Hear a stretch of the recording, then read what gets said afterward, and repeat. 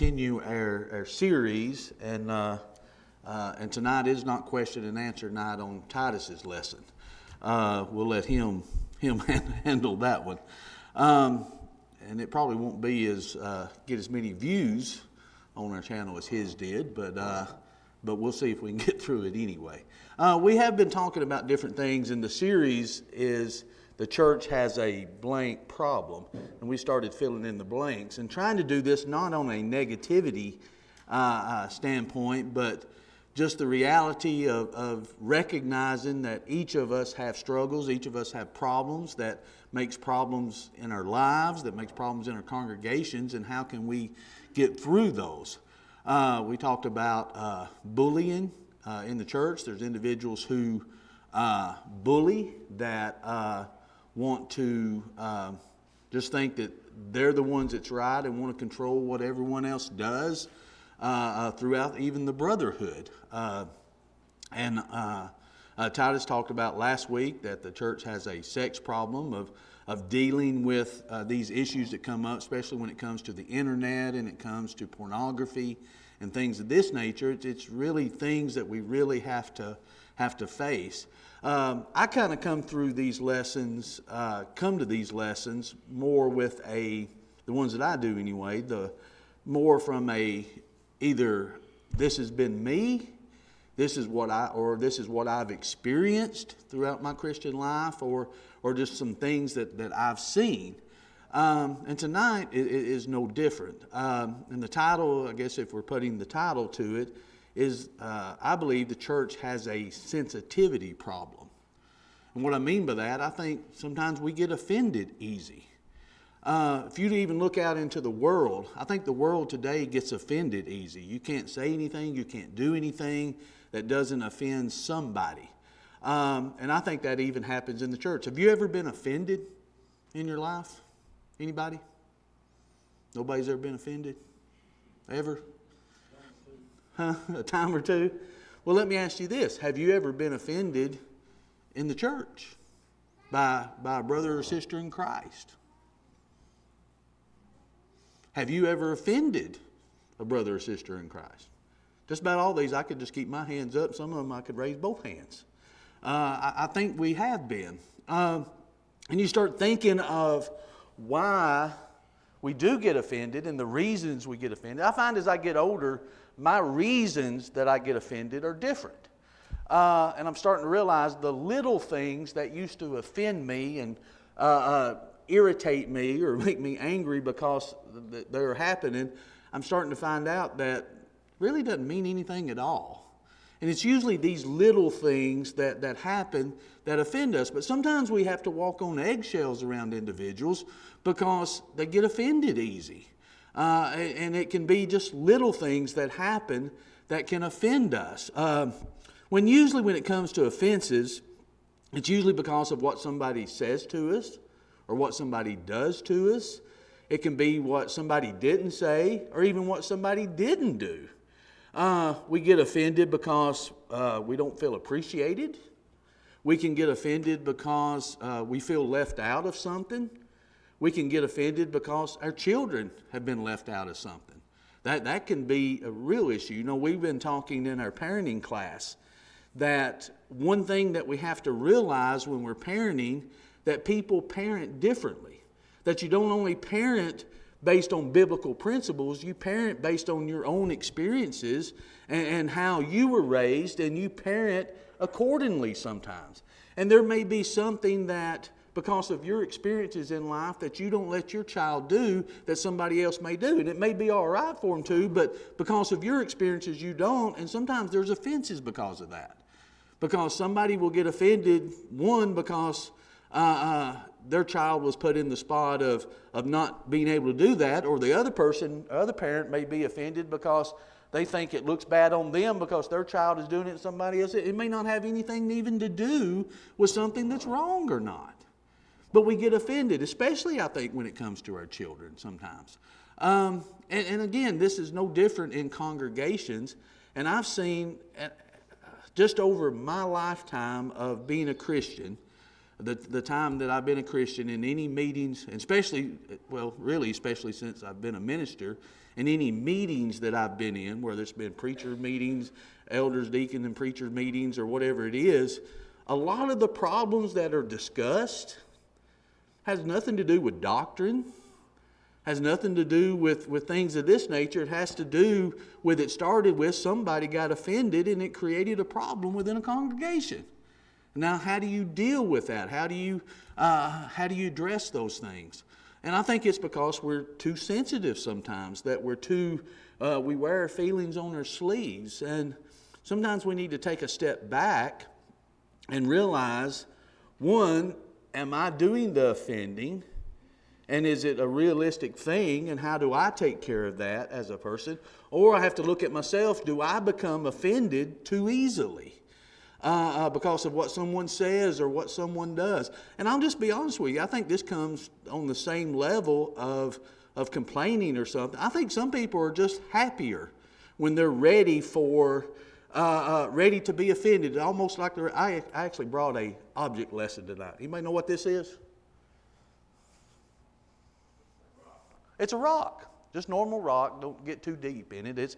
I don't know, it may be something fancy, but it's just a rock. And I've come to realize, I've often thought, you take John chapter 8. Remember what happened in John chapter 8? Remember they brought the adulterous woman to Jesus? Is that off again? Oh, I got a red light. There we go. Is that better? They brought the adulterous woman to Jesus. Now we can get into that was she really caught in adultery? Because where was the man? And there's a lot to that. The Pharisees were trying to trap him. Remember, we talked about all of that when we talked about our bullying, how the Pharisees bullied Jesus. But they brought this woman to Jesus, and they're all there like this, aren't they? They're ready to stone her.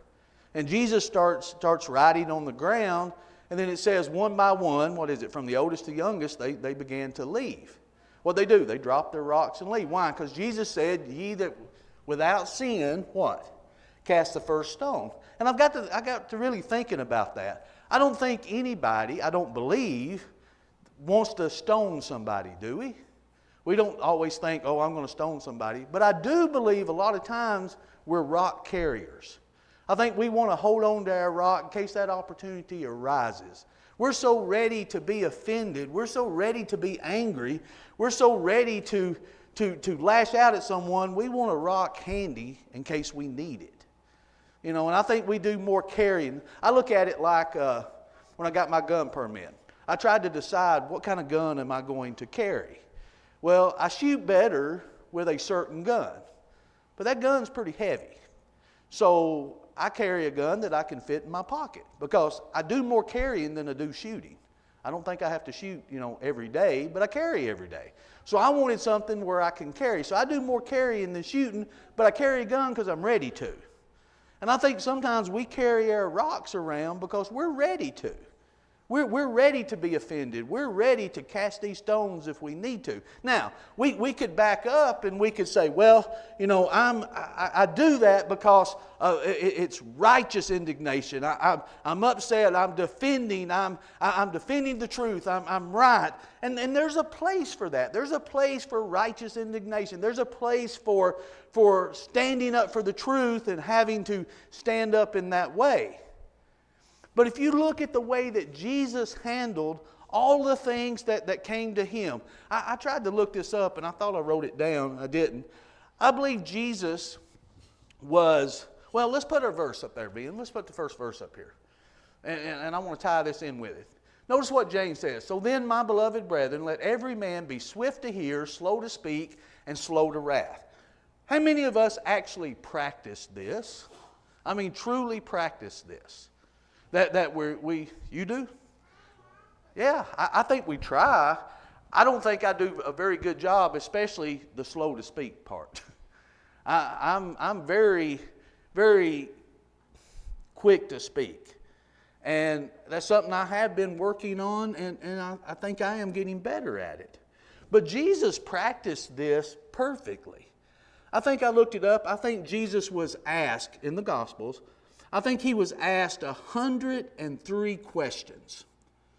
And most of those questions, of course, were trying to trap him, right? But he was asked 103 questions. You know how many he directly answered? 3. 3. And actually, Jesus himself asked, I believe it was like 370-something questions himself. What does that tell me? He was swift to hear, he was slow to speak, and he was slow to wrath. He listened. He was a people person. He listened to individuals. He helped them. He listened to what they had to say. He didn't get just irate at the start of things. He didn't just get just totally upset and shocked about sin. He never compromised sin. Take the woman at the well. You take the woman at the well. He wasn't there at that well and said, when she come up, said, oh, you've been with 5 men and now you're living with one. You don't have no right. I can't be around you, you adulterer. You get away from me. I can't. That shocks me that you're in that situation. Or what about when the disciples wanted him to decide who's going to be the greatest, who's going to be his right-hand man in his kingdom? Did he look at them and say, are you kidding me? Did he just say, I'm tired of this? Did he get on social media and said, the world is just crumbling around me? I can't believe how awful people are. No, he handled the situation, but notice how he handled it. I think he handled it by practicing it this way. But we are so ready, we've got our rocks to where we're ready and wanting that opportunity just to sling it. So we carry it around with us because we're so sensitive and we may get offended easy. And I'm preaching to myself. I carry several rocks with me. I'm ready to throw them at any time. And I try to be better at that. I try to think, okay, what is it that really... What am I waiting for? And I think here's where the crutch to it is because we claim, well, I'm right. We stand behind the thing, well, I'm right. And this offends me, and I'm right in this situation. And you know what? I've decided I've got to ask myself, am I trying to be right or am I trying to make a difference? And I think there's a difference in that, isn't there? And I think most of the time when I'm getting offended, when I'm trying to stand on what's right, it's because I'm saying I'm right. I'm trying to prove a point instead of trying to make a difference. And I don't think that's how we should be. I think we should practice this. Now, I'm not talking about compromising sin. I'm not talking about we shouldn't be upset with sin. And we shouldn't defend the truth, contend earnestly for the truth. I'm not talking about we shouldn't do those things. I'm talking about it's our attitude and how we do it. And it's not so much about sin. When I'm really thinking about the sensitivity part, I'm thinking about just the little things that we get offended by. That sometimes, I'm not an elder, but I have sat in on some elders, deacon, and preacher meeting at different congregations that I've been at, and I've listened to some of the conversations. And most of the time it's because somebody got offended about something little and it grew into this and it grew into that. I can't imagine a lot of times what leadership has to deal with if they've got a real sensitive congregation. And it can be a problem. And it shouldn't be like that. My reflex is defense. My first emotion to go to is defense. Don't question me. Don't question me about this. And I have to be real careful, and I think about this verse a lot, thinking, okay, I need to listen more. I need to think about this more. And I don't need to rush to wrath and anger because of it. And I need to make sure I'm not carrying that rock around where I'm ready to throw it, because once I throw it, I can't get it back. And what kind of damage am I doing by throwing it for personal gain, maybe? Because it's not something that's a sin issue. It's something that's a personal issue. And because we can get offended because we can say, well, this matters because it's my offense. And I don't only get mad at a situation, I get mad at someone questioning me for getting mad about it. And I may even get offended by someone who's not mad about the same thing I am. Because it's my issue. You ought to be mad about the same thing. You ought to be offended by the same thing that I'm offended because I'm in the right. Does that sound familiar maybe? Does that happen? I think it does. And I think we need to make sure that we are thinking about that. We're thinking about our actions. We're thinking about this. Now notice though, James doesn't stop here. Look what he adds to it. So then, my brethren, let every man be swift to hear, slow to speak, slow to wrath. For the wrath of man does not produce the righteousness of God. What does my anger change? What does my anger benefit? What does me being offended by something little of, and I can name things. I could ask each of you, you got offended by this? You ever got offended by this? You know, I've gotten situations at congregations where both of us was offended because I was sitting in the wrong pew. They got offended because I was sitting there. I got offended because they told me I was sitting there. Over what? You can't move another row up? I mean, think about it. It's little things like this sometimes. But if I get angry over something like that, or wherever we want to put it, what's he say here? For the wrath of man, it doesn't produce the righteousness of God.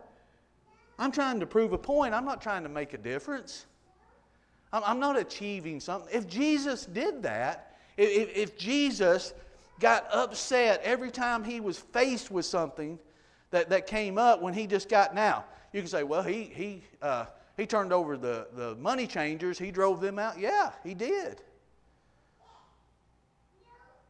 But did he get shocked over the sinners? Did he look at his disciples when they were griping about who's going to be the greatest? Or what about when Peter denied him? When Peter was his inner circle, and Peter said, no, not me. I'll never deny you. I'll die for you. And he looked eye to eye to Jesus after he denied him 3 times, as Jesus said he would.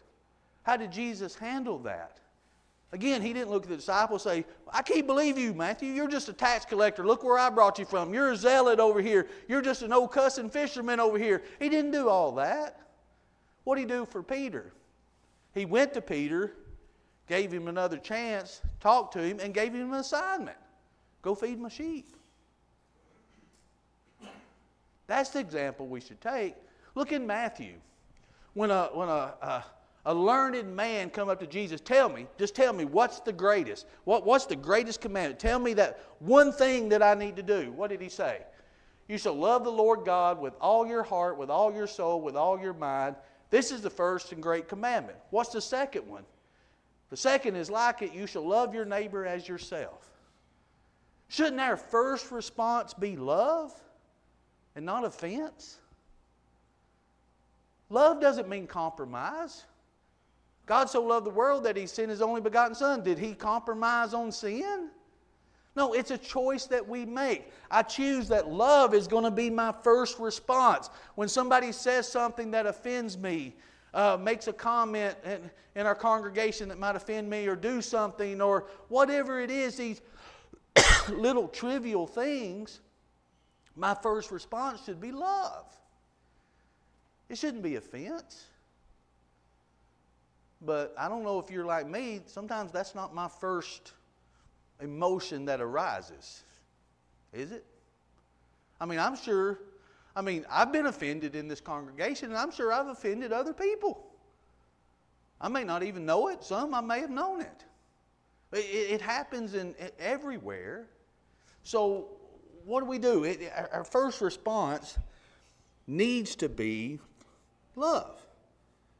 Needs to be, am I trying to make a difference like Jesus was, or am I trying to make a point? And there's a big difference in that. So what do we do? How do we do that? I think one is, and this may sound strange, I think we need to lower our expectations of people. And here's what I mean by that. A lot of times I don't think we're offended by the person. We're offended by the expectations that I put on that person. And they may not meet that expectation.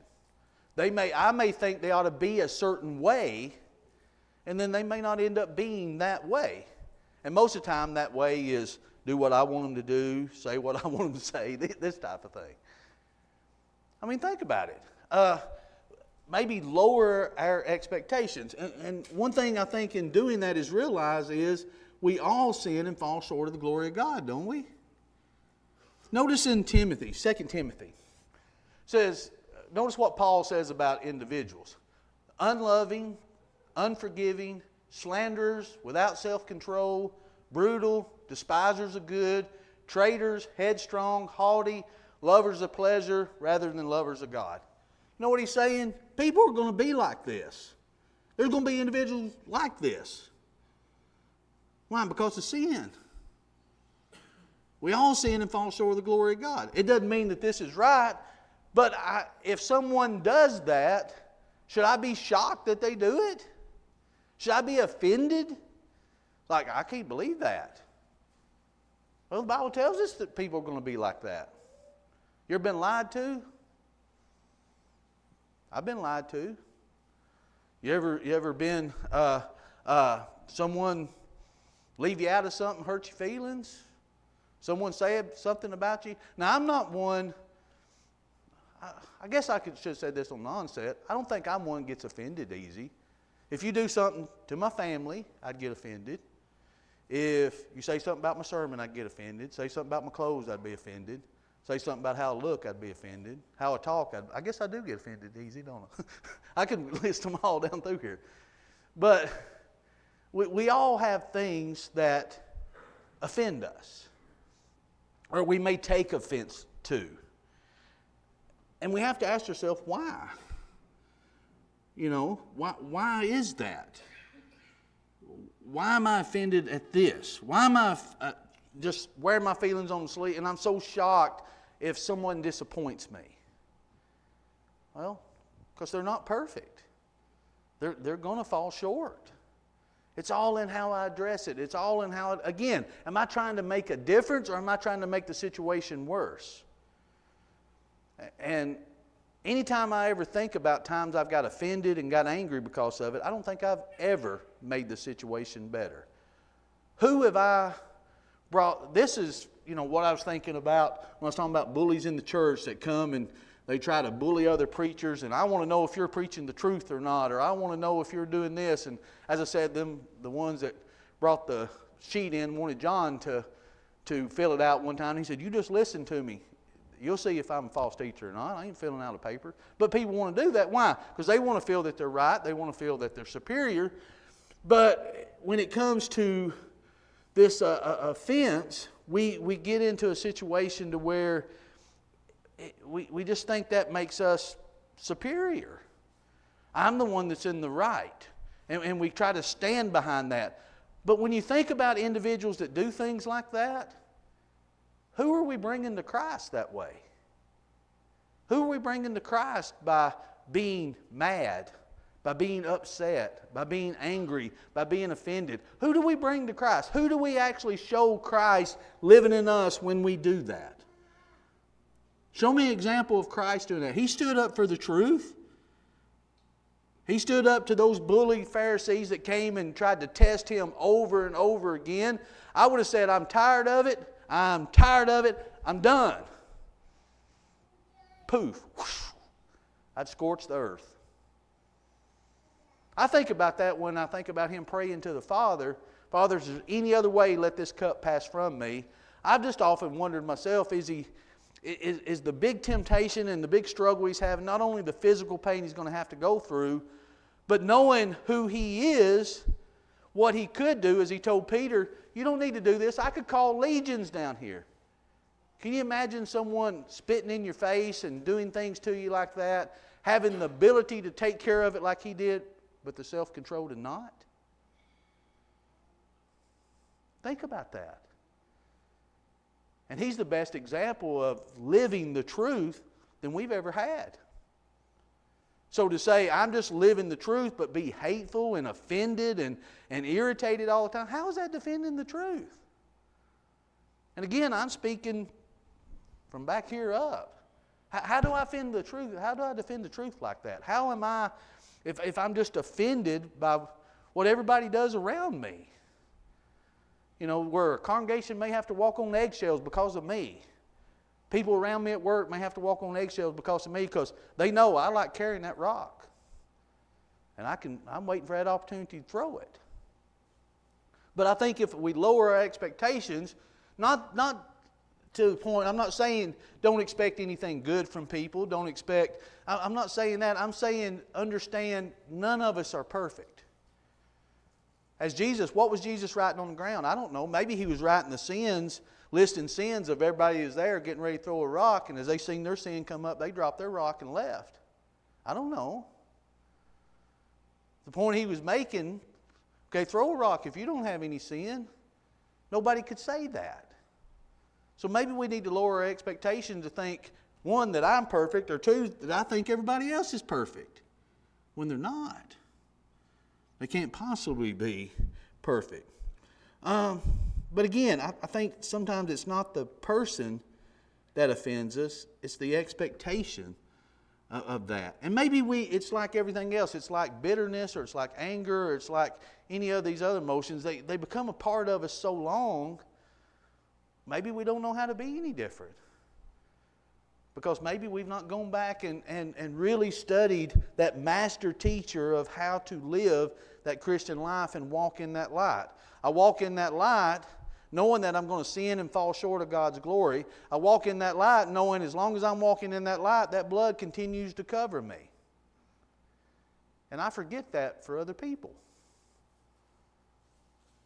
Because I can look and see what offends me about you, but I can't see it in me. I don't do that. I'm in the right here. I'm the one that got offended. I'm in the right. I'm standing behind this. Well, what am I standing behind? My own pride? My own opinions? Well, I think so, because my opinion's better than anybody else's, because it's my opinion. So my offense is worse than anybody else's because it's my offense. I think like Paul, we've got to take a good hard look, examine ourselves. Don't examine ourselves based on each other, but examine myself based on the truth. And how am I living that? Am I living this Christian life? Am I walking in the light by being offended all the time? By being that sensitive where I cause these disruptions to where I'm causing problems instead of making the difference that I should be making? And sometimes I don't think that's the case. In Ephesians chapter 2, here's another thing I think that will help us, is as we're lowering the expectations of individuals, maybe we need to raise our gratitude for God's grace. Notice what he says, "For by grace you have been saved through faith, that not of yourselves," it's a gift of God, "not of works, lest anyone should boast." I don't have anything I should boast about. It's not of myself that I'm saved. That was a gift from God. I didn't deserve it. So how do I in turn, am I grateful enough for that? I think if I am, then that's going to determine how I associate with other people, what my attitude is to other people. I don't think I'd be offended or as sensitive enough if I put a little more gratitude on God's grace for me. Maybe I need to show a little bit of that to somebody else. And let's just face it, anybody ever have a bad day? I do. I have bad days. So if I have a bad day, am I going to maybe in that day say something a little sharp? Am I going to do maybe a little something out of character? We don't know what the other person's going through. We don't know what another person's facing. I can remember a couple at a congregation I was at. I'll be honest, I thought was the most miserable people I'd ever been around. I thought they just loved to be in misery. They were grumpy all the time, seemed like. They were never happy. I don't know if I ever seen them smile. And the more that I got to know them outside of a congregational setting, I started realizing the kind of life that they've had, the burdens that they had to bear. And it started to explain a little bit, started to open my eyes a little bit to who they were. And it made me look at it differently. And I thought, at my worst moments, is that what people only see of me? Just me at my worst moment, and I get offended real easy, or they get offended real easy by what I've done, or they just look at me at that. And I think sometimes that can happen. It can take something little that offends us that can turn into something great. And when I mean great, I don't mean good, I mean big and bad. When we can stop it just at that first offense of, why am I offended by this? Why am I offended because that this happened, or that this didn't happen? Well, there may be a lot of reasons that it happened. It may be because this person had a bad day, didn't realize they said it. I've offended people and they've come and told me, and I didn't even realize I did it until they told me. Maybe that's the case. Maybe I'm offended. I've done this before. I've been offended by somebody and really held a grudge and just look at them like, oh, just... And they didn't even have a clue. They were living the best life ever was. I was the one in misery. They didn't even know they did it. And then as we got to talking, they really didn't do anything. I just took it the wrong way. I don't know about you. I've took things the wrong way sometimes. You know, we have to really look at ourselves and say, is this really worth... I don't know, maybe this is an age thing. As I'm getting older, I'll be 55 in, I don't know, less than a month. As I get older, I start thinking, okay, I'm at this age. There's a little less in front than there is in the back of me. You know, there's a little less time here than there is back here. So I start looking at things different, thinking, why did I waste my time so long being upset about that? Or being offended by this, or spending so much time on this little thing when it didn't amount to a hill of beans. Didn't mean nothing. But I got offended by it and caused a ruckus probably because of it that shouldn't have been. As the Bible says, it doesn't produce the righteousness of God. I'm not making a difference at all when I do that. When I feel like I've got this, I'm in the right and you're in the wrong, and I can't back down because I'm in the right and I'm trying to prove that point, I'm not bringing anybody closer to Jesus by that. As a matter of fact, I'm taking myself farther away. But we seem to want to do it. But what do? I think have a little more gratitude, because we want to keep this on the positive. Okay, here's what happens. How do we do better with this? Is have more gratitude for the grace of God. Realize what He's done for us.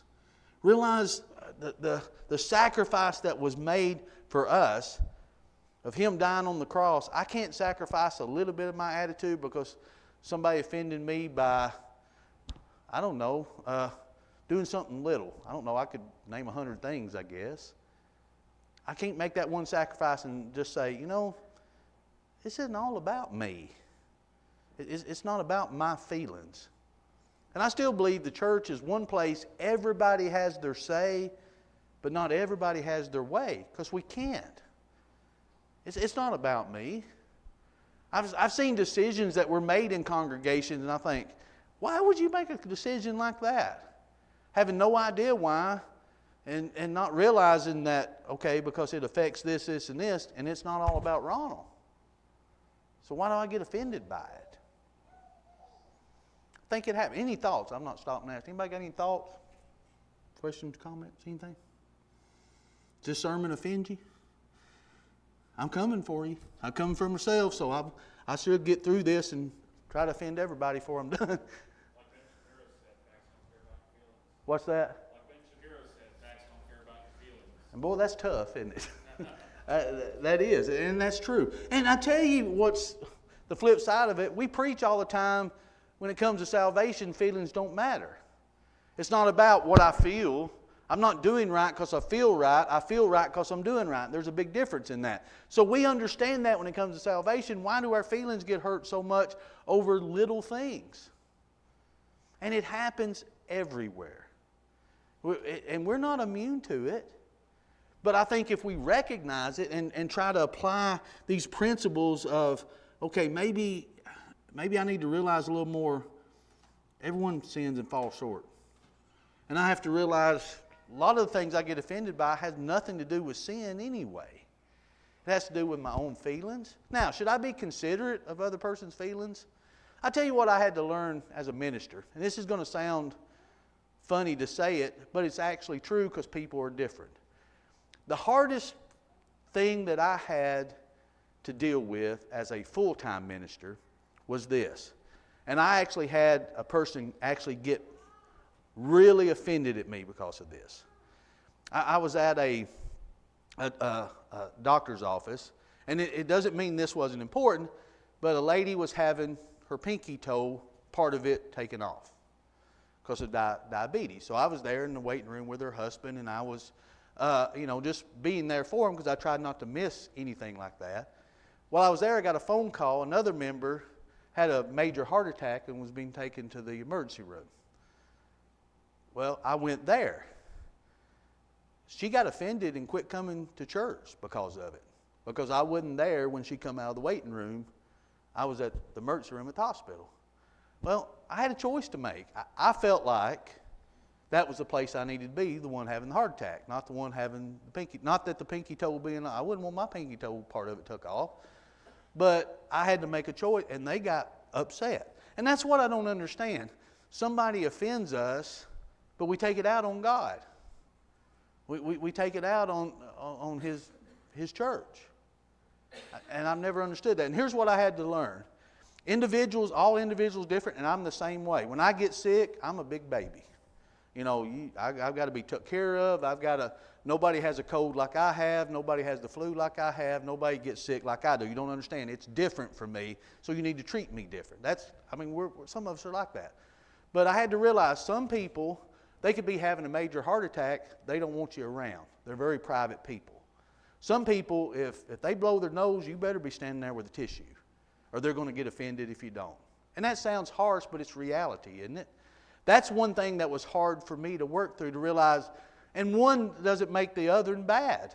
That's just how we are.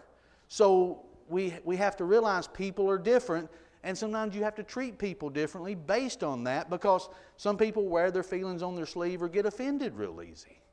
And I think in a lot of things in congregations, we have to deal with things like that. And we have to understand that. Some people just take a little different care than other people do.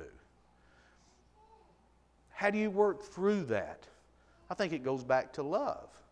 Love should be our first motive. Love God first, then love our neighbor as ourselves. So, go the golden rule. Taking an offense approach, you do unto others what you want them to do to you. You take that pro-action. You don't wait. You take that pro-action to do it. You do something good first. You do it because it's the right thing to do. And you show that love, not that offense. And I think that would go a long way for peace and harmony. The Bible says, as so much as depends upon me, I will live peaceably with all people. It's on me. I can't look and say, well, I can't live peaceable because of this person. Well, what am I doing to live in peace? What am I doing to make it better? What am I doing to say that soft word, as Proverbs says, that turns away wrath? What am I doing to do that? Instead of being the one to say that harsh word that turn them away from God. Many times that's our go-to. And it shouldn't be. As Christians. We need to think about love. Remember what Jesus said, what our badge of disciple is? He said, they will know you're my disciples by what? If you have love for one another. That's how the world knows we're His disciples. You ever thought of that? It's not my righteous indignation. It's not my anger in defending the truth. It's showing love for one another. That's how the world knows we're His disciples. Again, this has nothing to do with compromising truth. It has nothing to do with standing up for the truth. That's not what I'm talking about. I'm talking about this attitude of I'm offended by everything because I'm right. That doesn't show love for one another. That shows the world that we're not disciples of Christ. We are just a bunch of people that meets together and quarrels a lot. Gets their feelings hurt a lot. Just listen to how, the world sees us. Go back to Colossians. especially Colossians 3, about how it's about me getting smaller and Christ getting bigger. So when the world sees, they don't see Ronald, they see Christ. And how would Christ act? How offended does he get when things happen? Any comments at all? Any final comments? Was that the first bell or second bell? Already second. Well, I hope one thing that this lesson does is cause each of us to look at ourselves and say, okay, the church has a sensitivity problem, but maybe one lesson we can do is, I'm not it though. Each one of us should be able to say that. Not a particular verse, but John may can help with that. It's in Colossians 3, I think, about being covered in Christ, and I don't know what's the verse, John. About where we get smaller and Christ gets. It's in Colossians 3 about putting on Christ and the world seeing Christ and not us. You had to call me out on that, didn't you? I'll think about that. I'll give you an answer before we leave here. It's Colossians 3. What's that? 3:12. Put that up there. It says, therefore, as the elect of God, holy and beloved, put on tender mercy, kindness, humility, meekness, long-suffering. Bearing with one another and forgiving one another. If anyone has a complaint against another, even as Christ forgave you, so you also must do. That's a great one. That's not the one I was thinking of, but I should have used that tonight. That's perfect. That's what we need to think of. And even in Philippians, when Paul said, whatever things are true, whatever things are noble, whatever things are just, whatever things of good report, think on those things. Don't think on the things that offend you. Think on those good things. Think on those good things that makes us walk easier, clearer, and even better as we're walking in the light. I think that's what we ought to be trying to do, and hopefully that's what we are. Now I got to sit down and look up that verse.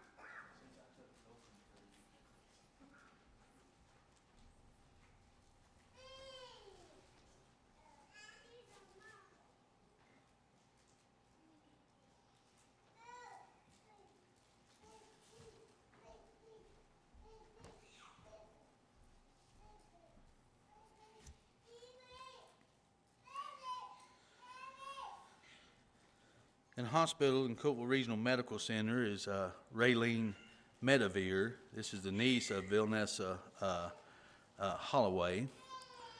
Those